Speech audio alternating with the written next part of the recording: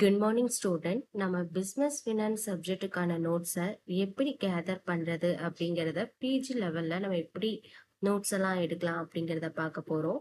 First offline notes material அப்படின்னா என்ன அப்படின்னா, ஒரு புக்ஸ் இருக்கு, ஆனால் புக்ஸை எப்படி ரெஃபர் பண்ணுறது அப்படின்னு யோசிக்கணும்ல.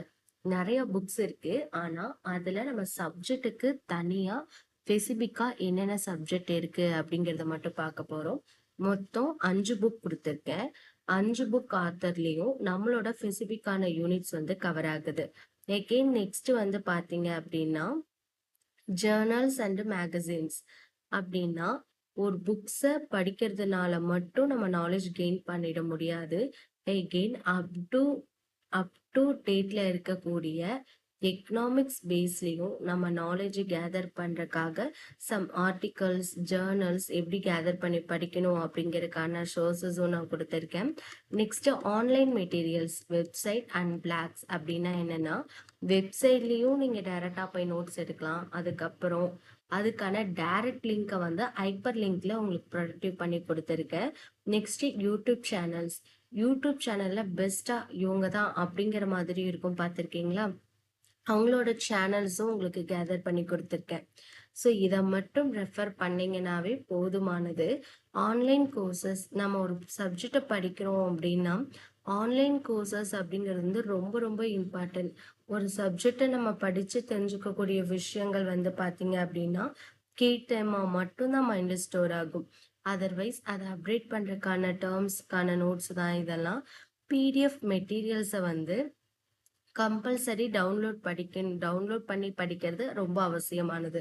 அதுக்கான ஸ்பெசிபிக்கான உங்க சப்ஜெக்ட் ரிலேட்டடான டாபிக்ஸை வந்து ஹை லெவல் சோர்சஸையும் டைரக்ட் லிங்காக கொடுத்துருக்கேன், டவுன்லோட் பண்ணி படிச்சுக்கோங்க. அப்புறம் எகெயின் வந்து பார்த்தீங்க அப்படின்னா சர்டிஃபிகேட்கான கோர்சஸ். இந்த கோர்சஸ்லாம் பண்ணலாம், இந்த சப்ஜெக்ட் படிக்கிறோம், இந்த கோர்சஸ் மட்டும்தான் பண்ணும் அப்படிங்கிறது இல்லை. இதை தாண்டி நிறையா இருக்கு. நான் செலக்டடாக ஒரு 5 மட்டும் உங்களுக்கு கொடுத்துருக்கேன். அப்புறம் கீ டேர்ம்ஸ்ன்னு சொல்லுவோம், பார்த்துருக்கீங்களா? கீ டேர்ம்ஸ் அப்படின்னா என்னன்னா, ஒரு சப்ஜெக்ட்ல இந்த 10 பாயிண்ட்டை மட்டும்தான் அண்டர்ஸ்டாண்ட் பண்ணிட்டா ஓகே, இந்த புக்ஸை ஃபுல்லா நீங்க படிச்சதுக்கு ஈக்குவல்.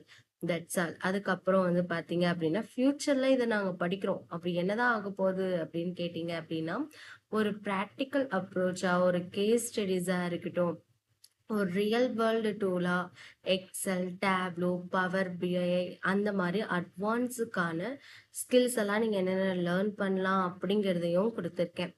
எகெயின் வந்து பார்த்தீங்க அப்படின்னா ஜாப், இந்த சப்ஜெக்ட் படிக்கிறோம், நெக்ஸ்ட் எந்த லெவலில் நம்ம ஜாப் போவோம் அப்படிங்கிறதையும் இம்பார்ட்டன்ட் சோர்சஸாக கொடுத்துருக்கேன். அடிஷ்னல் ஸ்கில் டெவலப்மெண்ட், உங்கள் ஸ்கில்லை எப்பவுமே டெவலப்பாக வச்சுக்கிறதுக்காக அதுக்கான சோர்சஸும் கொடுத்துருக்கேன். கீ லேர்னிங் டேர்ம்ஸையும் உங்களுக்கு அப்டேட்டடாக கொடுத்துருக்கேன். ஓகே, ஸோ எகெயின் வந்து பார்த்தீங்க அப்படின்னா நம்ம ஸ்ட்ரைட்டாக பிபிடிக்குள்ளே போக போகிறோம்.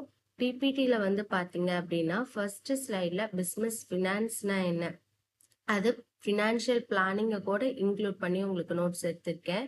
ஃபர்ஸ்ட் வந்து இன்ட்ரோடக்ஷன்னா என்னன்னு நம்ம தெரிஞ்சுக்கணும். பிஸ்னஸ் ஃபினான்ஸ் அப்படிங்கிறது என்ன அப்படின்னு பார்த்தீங்க அப்படின்னா, ஒரு ஜென்ரலா ஒரு டேர்ம்ல ஒரு இன்ட்ரோ செக்ஷன் அப்படின்னா என்ன, மீனிங் செக்ஷன் அப்படின்னா என்னங்கிறது தெரிஞ்சுக்கிறது ரொம்ப ரொம்ப அவசியம். ஒரு சப்ஜெக்டோட ஓவர்வியூ கான்செப்ட் தான் இன்ட்ரோவா நம்மளுக்கு கொடுத்துருப்பாங்க. இதுல மேஜர் பார்ட்டா நம்மளுக்கு இருக்கிறது managing of money, investment, organisations. இது ரொம்ப ரொம்ப இம்பார்ட்டன்டான டூல்ஸா இருக்கும். எகெயின் வந்து பாத்தீங்க அப்படின்னா பிளானிங், கண்ட்ரோலிங், ஃபினான்ஷியல் ரிசோர்சஸ், இதுவும் இதுல இம்பார்ட்டன்ட் சோர்சஸ் தான். எகெயின் வந்து பாத்தீங்க அப்படின்னா டிசிஷன் மேக்கிங்கும், இன்வெஸ்ட்மெண்ட், ஃபண்டிங், பட்ஜெட்டிங், இது வந்து இன்ட்ரோடக்ஷன் செக்ஷன்ல கவர் பண்ணி கொடுத்துருக்கோம். ரிலாக்ஸ்டா ஒன் டைம் இதை ரீட் பண்ணி பார்த்தீங்க அப்படின்னாவே இதுக்கான மீனிங்கை ஸ்ட்ரைட்டா உன்னால அண்டர்ஸ்டாண்ட் பண்ணிக்க முடியும். மீனிங் ஆஃப் பிஸ்னஸ் அப்படின்னா என்னன்னா, ஒரு ப்ராடக்டை மேனுஃபேக்சர் பண்ணி அதை எப்படி இது பண்றாங்க, அதுல ப்ராஃபிட்டா லாஸா, மார்க்கெட்டிங் ப்ரொடக்ஷன் எப்படி இருக்கு, ஃபினான்ஸ் எப்படி இருக்கு, ஹெச்ஆர் எப்படி இருக்கு, அதோட பேக் போன் தான் என்னப்பா அப்படின்னு கேட்டா ஃபினான்ஸ் தான். அதை பத்தி ஒரு நீட்டான ஒரு மீனிங்கா ஜஸ்ட் ஒரு 3 பாயிண்ட்ஸ்ல கொடுத்துருக்கேன். இதையும் ஒன் டைம் ஓவர்வியூ பண்ணிக்கோங்க. ஃபினான்ஸ்னா என்ன, கார்ப்பரேட் ஃபினான்ஸ்னா என்ன. ஃபினான்ஸுங்கிறது வந்து ஜென்ரல் மேனேஜ்மெண்ட் ப்ராசஸை குறிக்கும். கார்ப்பரேட் ஃபினான்ஸ் அப்படிங்கிறது ஃபோக்கஸ் டு நம்மளோட டிசிஷனை பேஸ் பண்ணி கம்பெனியோட ப்ராஃபிட்டை குறிக்கிறது தான். Again role of business finance எப்படி இருக்கு, ரோல் ஆஃப் பிஸ்னஸ் ஃபினான்ஸ் எதை பேஸ் பண்ணி இருக்கும் அப்படின்னா, என்ஷூர் பண்ணக்கூடிய ஃபண்ட்ஸாக இருக்கட்டும், கேபிட்டல் இன்வெஸ்ட்மெண்ட்டாக இருக்கட்டும், டிசிஷன் மேக்கிங்காக இருக்கட்டும், சப்போர்ட் பண்ணக்கூடிய growth of strategy, managing financial risk, அதை பேஸ் பண்ணி இருக்கிறது தான் ரோல் ஆஃப் ஃபினான்ஸ்.